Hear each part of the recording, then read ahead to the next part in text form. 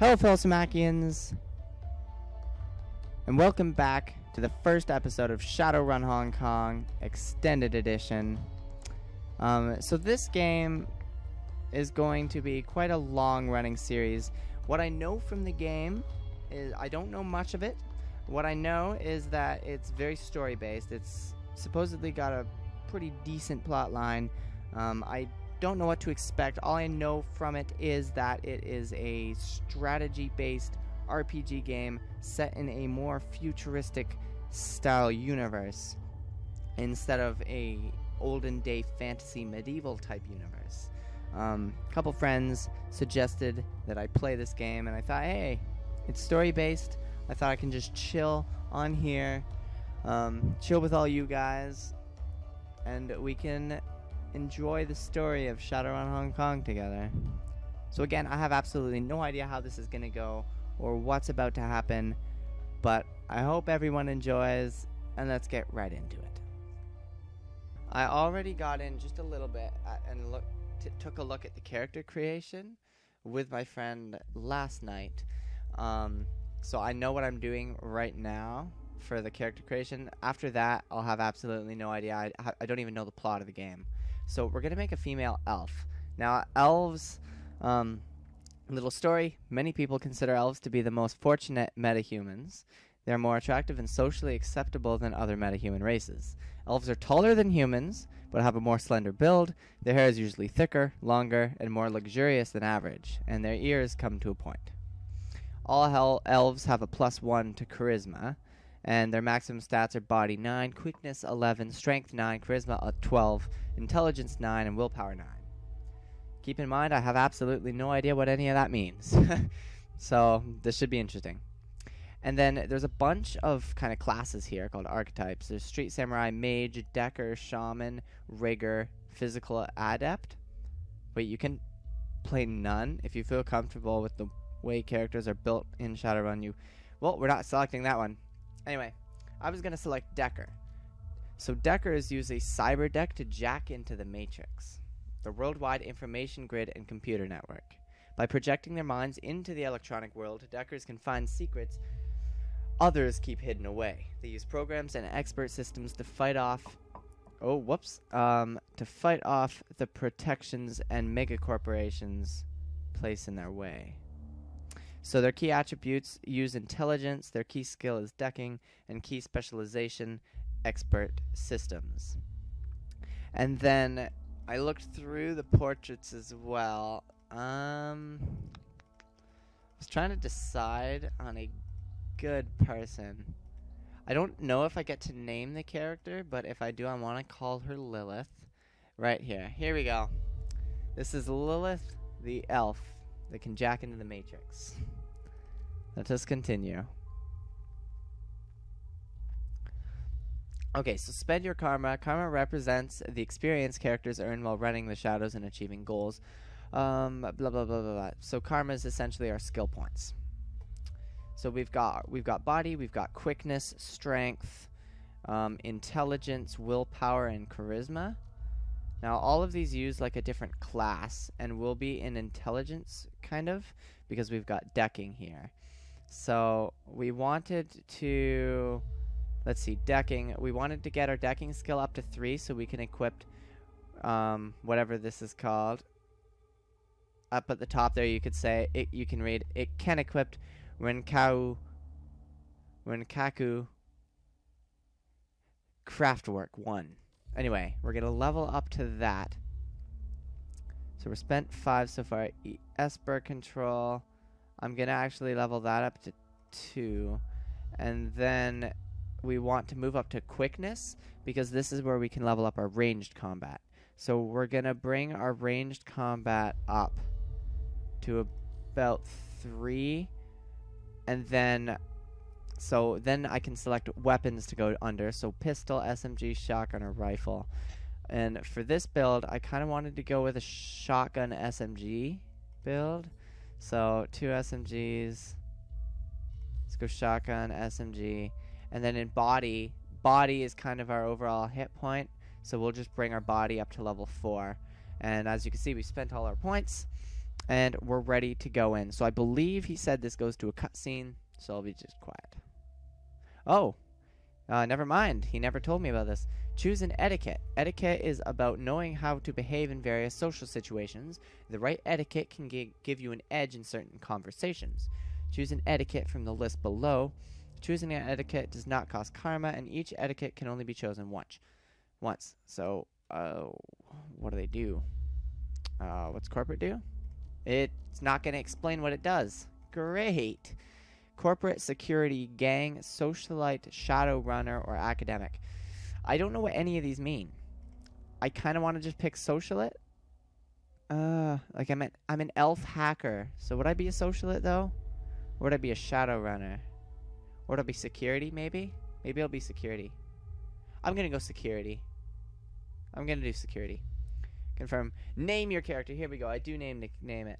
Okay. Lilith. Ooh. A last name. What do I last name?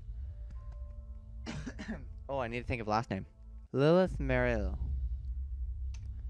And we'll add 2 L's on the end. Lilith Merrill, and her street name will be... Oh, I have to think of this too. Hang on. So the street name will be Dark Lily. You know, like lily, like a flower. A lily. But it's a dark lily. Okay, confirm. Here we go.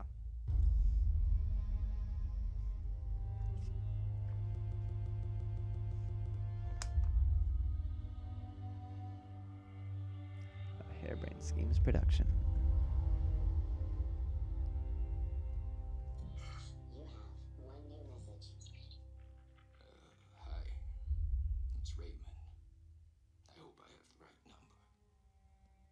Look, I know we haven't spoken in a while, but I need your help. Remember the day I took you and Duncan off the streets? I told you that the past is just a story, that if you can just accept that, your past loses all power over you. Yeah. I was wrong. I'm on my way to Hong Kong now, to finish something I should have faced a long time ago. Hey, I need you with me. I know we're not blood, and we didn't leave things in a good place, but you and Duncan are the only real family I have. Please, if our past means anything to you, meet me in Hong Kong right away. I'll explain more when you get here. I'm begging you.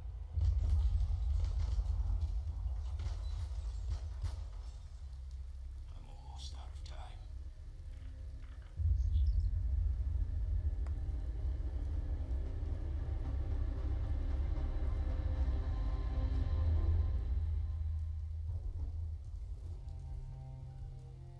Shadowrun Hong Kong.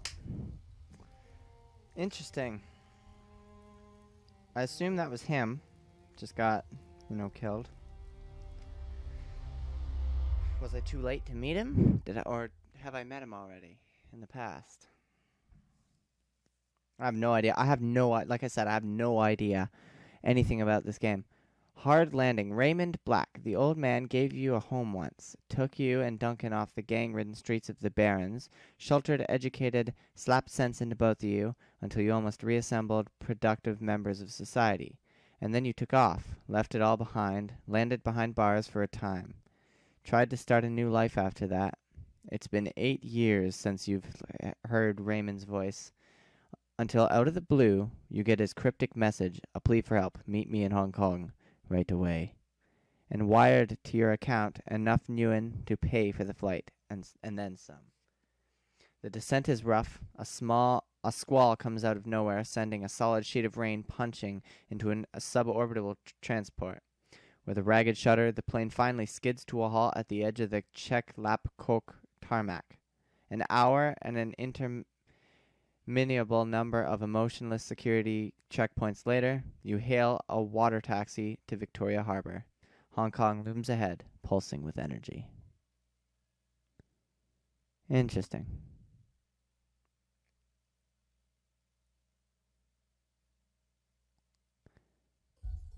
Ooh. Oh. Hong Kong, Victoria Harbour, August 2056. Madison something. You step from the churning of the water taxi to the ponderous rocking of the docks, your stomach lurching at the transition. As soon as you're clear, the captain nods once and steers the small craft back into the harbor. The man never said a word, just handed you a worn brown duffel bag when you stepped on board, filled with gear, some stiff new body armor, and a note. Better safe than sorry. D. Probably Duncan. Above, smog-thick clouds hang low in the sky, reflecting the lights of the city in a nauseating swirl. The wind changes direction more than once, creating a heady stew of aromas.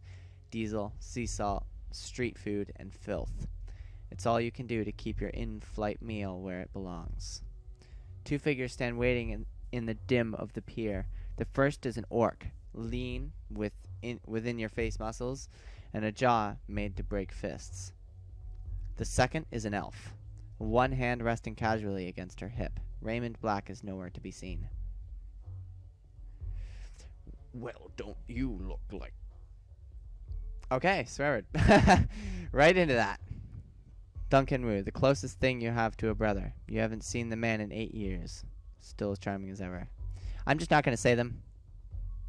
Ignore them, if you will. He grins. Green's not really your color, Lilith. Doesn't go with the nice new armor I got you. As you open your mouth to respond, something shifts alarmingly in your stomach. A liquid bubbling sensation. Body 3. Oh, because I have body 3, I can try and tough it out. Don't know what you're talking about. Must be a Harbor Lights messing with you. Nice to see. Look, at least I'm not. Nice to see. Your stomach lurches again as another wave crashes against the pier. Your taste of bile fills your mouth. Oh, come on. Listen, if you're gonna hurl, get it over with. We gotta go find Raymond. Find Raymond? I thought he'd be here. Never showed up. He's still got that same baritone rasp. Had it since he was 12. Wu developed early. No clue where he might be? No. Wu rubs his head. But I checked in with the local PD and morgue. If he's dead, his body isn't turned up yet. That's a good sign, I guess.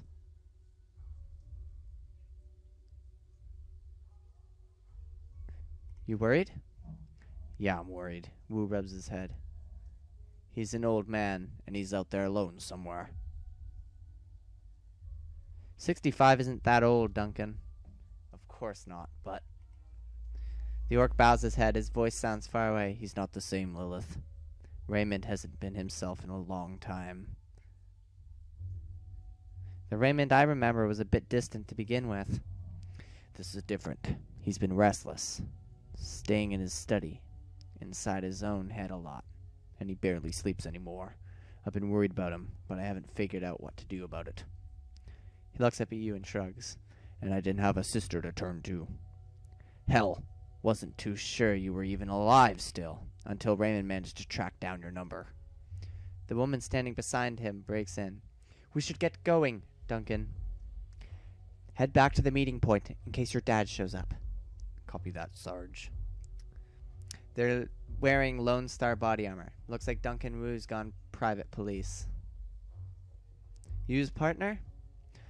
Unfortunately, yes. Although partner's not the right word for it. Exactly.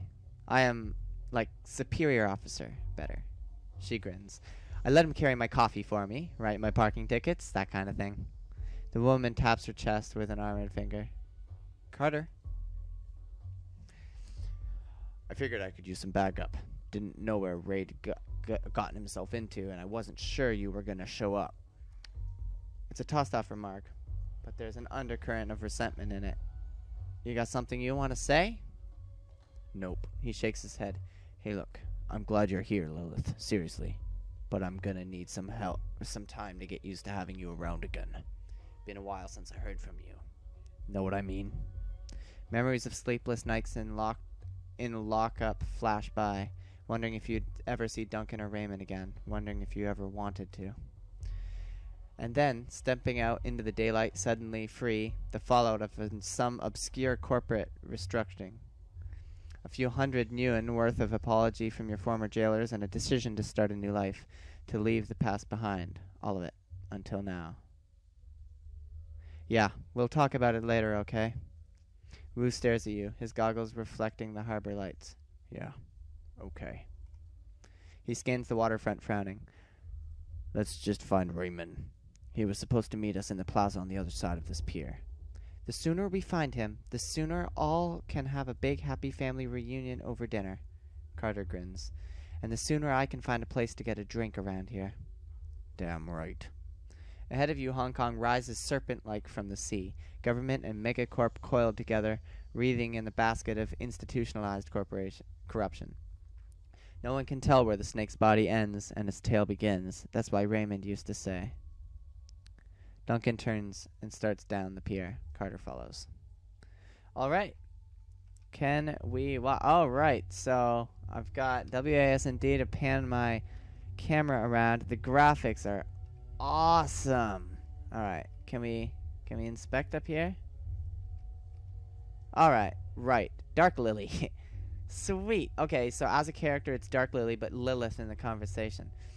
Fresh construction is expanding the harbor out into the water. Hey, I didn't finish reading that. Okay, I gotta read fast then. Learn from our mistakes. Carter, Duncan. All right. Can't check it out again. All right, moving on then, I guess.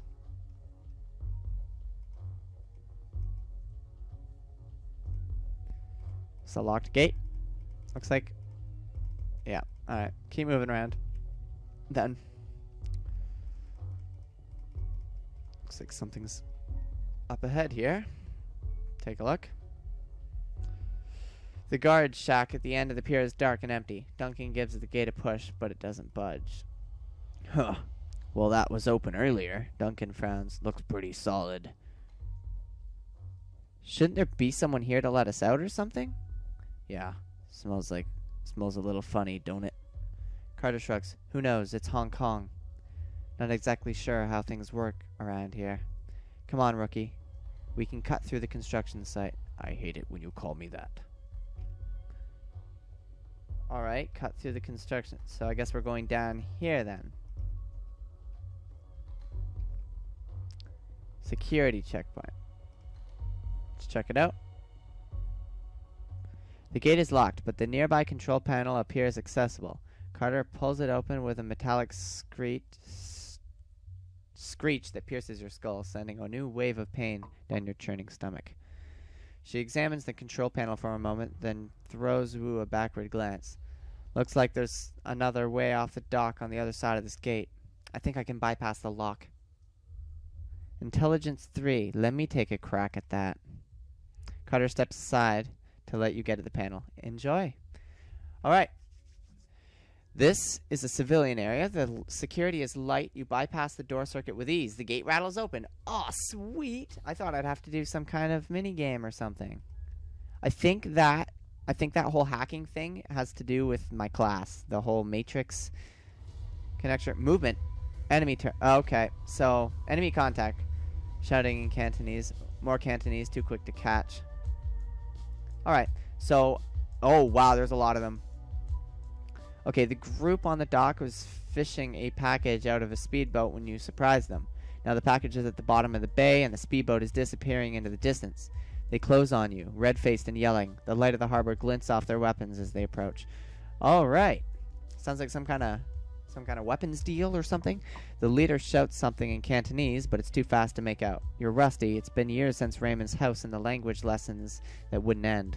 The old man never spoke anything but his native language at home. Wu speaks with authority. His Cantonese is as solid as ever. He never let it drop. You guys doing some late-night fishing? The smuggler smiles. Oh yeah, we're fishing. For people. Wu points at their weapons. You're gonna need something better, some better bait. All you're gonna catch with that is trouble. I'm gonna shout in Cantonese. Lone Star, lay down your weapons. Their spokesman laughs, looks at his crew. Hey, you talk good Cantonese, baby. Real authentic. Oh, wow. Wow, he just insults me. He keeps laughing. Actually, you just told me to screw my light bulb. So something tells me you're not a cop. Or you're a cop from the ICCS, and you've got no jurisdiction here. He grasps his rifle. Either way, this ends the same. I think he's done talking. Alright. Turn-based combat. Hello guys, thank you all very much for watching this episode of Shadowrun Hong Kong Extended Edition. I hope you enjoyed the video. Please leave a like down below if you did, and I'll see you in the next episode. Sunlord is up.